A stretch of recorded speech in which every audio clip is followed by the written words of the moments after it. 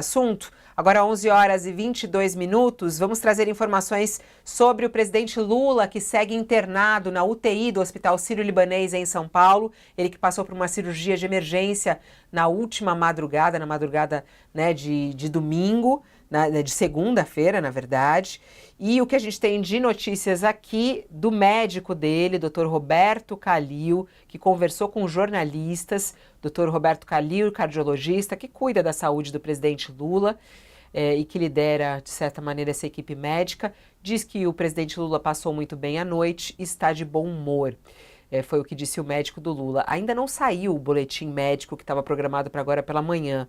Ele está atrasado, não foi divulgado até este momento. Mas o médico, o Dr. Roberto Kallil, falou com jornalistas e disse que o presidente está bem, submetido, passou bem durante a noite e amanheceu de bom humor. Ao passar pelo térreo do hospital, Kallil foi questionado pela imprensa sobre o presidente e disse rapidamente: ele está bem, passou bem a noite. E o boletim médico vai sair daqui a pouquinho. Questionado se ele está de bom humor, ele respondeu que sim. Mas até o momento não tem aí o boletim médico, estava previsto para ser divulgado às 9. Isso causa um pouco de apreensão, né, Josias? Porque o médico diz, não, ele está bem, acordou de bom humor, mas o boletim médico estava previsto para as 9 horas, até esse momento não saiu. Como disse ontem, Fabíola, o ideal seria que, nesse caso, os médicos se pronunciassem por meio dos seus comunicados formais, oficiais, né? E os assessores do presidente, esses não deveriam mais falar de saúde, vai falar de outra coisa, de política, providências que o governo esteja adotando, né? E a mim me incomoda um pouco essa manifestação de médico sem que seja pela via formal, sobretudo considerando que o doutor Roberto Kallil, que é um cardiologista e atende o presidente de forma global, analisa a saúde do presidente, atende, aliás, há muitos anos, né? Não foi ele que fez a cirurgia, né? Foram outros médicos que certamente assinarão ao comunicado, o boletim médico a ser divulgado agora de manhã. Agora, é de se presumir que o doutor Roberto Kallil não esteja dizendo nada que não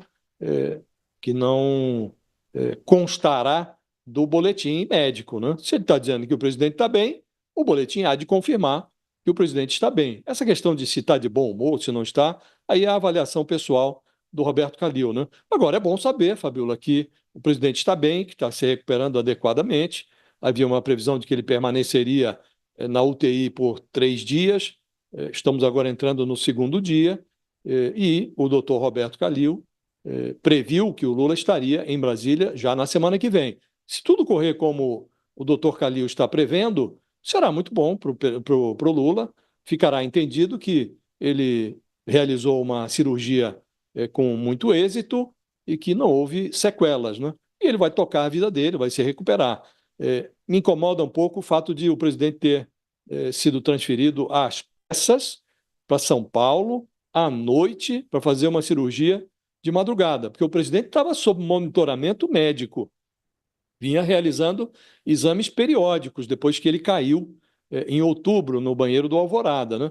Ora, se as análises médicas vinham sendo feitas a miúde, se o presidente se submetia a exames periódicos, como é que essa coisa aparece assim de surpresa, que justifique essa transferência? Isso é incômodo. A segunda coisa que incomoda é uma cidade como Brasília não dispor, Fabíola, de uma estrutura hospitalar que possa ser considerada confiável a ponto de atender o presidente da República numa cirurgia que, embora não seja trivial, é uma cirurgia que acontece com muita frequência, né? Então, espanta um pouco que o presidente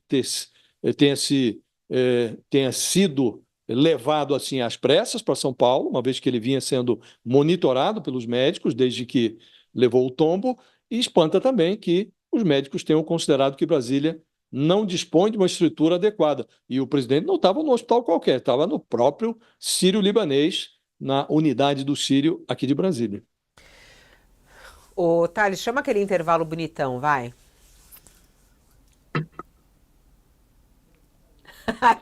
Foi sem som, vai de novo, que estava sem som, vai. Nossos comerciais, por favor. Bonitinho! Nossos comerciais, o pessoal fica me xingando. Você fica chamando comercial, Fabiola, no... Gente, desculpa, mas é que a gente agora tá na TV. Tchauzinho pra TV, Josias. A TV não tá agora, só Tchauzinho pra TV. tchauzinho pra TV. Ó, essa história do boletim médico do presidente Lula, o pessoal cobrando aqui, mas o estado de saúde do presidente Lula acaba virando meme, notícia, repercussão. O presidente Lula recebendo muito apoio, muitas orações também. Janja fez questão de agradecer isso num post ontem. Ela está ao lado do presidente um tempo inteiro. E aí ela é alvo de muitos memes, ataques nas redes. É impressionante como as pessoas são muito maldosas. E também nesse ponto, o próprio Josias estava falando aí sobre o Hospital Sírio-Libanês. Eu vejo agora neste momento também nas redes sociais, o Sírio-Libanês está entre os assuntos mais falados. E aí o pessoal comentando, SUS para vocês, Sírio-Libanês para mim. E falando sobre a saúde do presidente, ele sempre tratado no Sírio-Libanês. Sempre entra nessa polêmica, né, o Thales? Mas há a expectativa aí de que o boletim médico saia trazendo boas notícias, porque o médico dele hoje conversou com jornalistas, ele não diria que o presidente não passou bem a noite, mas o boletim estava marcado para as 9 até agora, não saiu, Thales.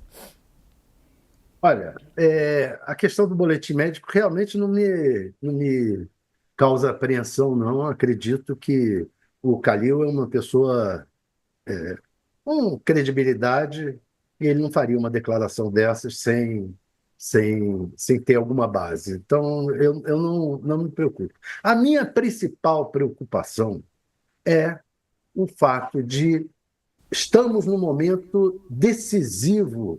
Tá tendo que mudar? Pode mudar, que eu continuo depois. Não, a gente está voltando. Não, vamos então aguardar a chegada do pessoal da TV para o Thales fazer o comentário na íntegra.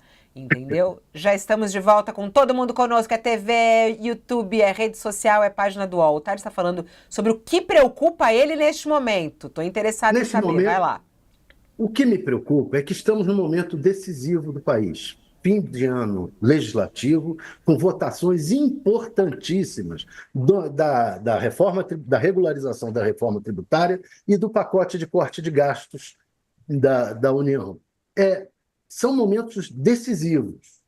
Imagina se o Lula não pudesse estar presente nesse momento, não pudesse decidir. Porque o que você tem? Colocaram lá vários ministros para negociar com o Congresso, tem pelo menos 4 ministros negociando. O Haddad, o Rui, o ministro da Casa Civil, o Padilha, ministro das Relações Institucionais, tem o ministro da Comunicação, tem os líderes, tudo isso, mas o presidente é o árbitro até entre os ministros.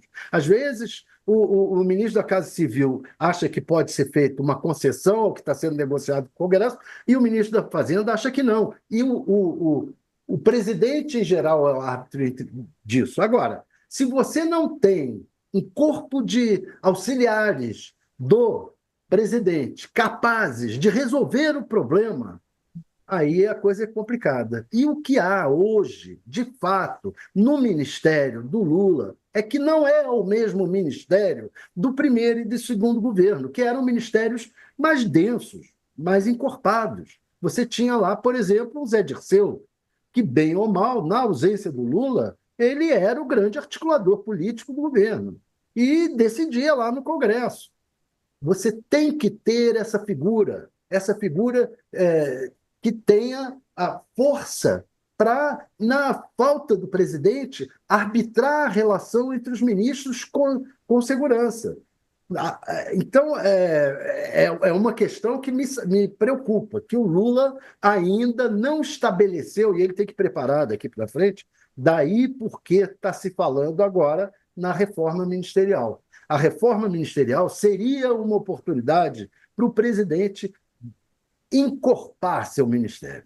Só que tem um outro problema, é que a reforma ministerial, muito provavelmente, será feita com o Centrão, trazendo o quê? Vai trazer novos Juscelinos?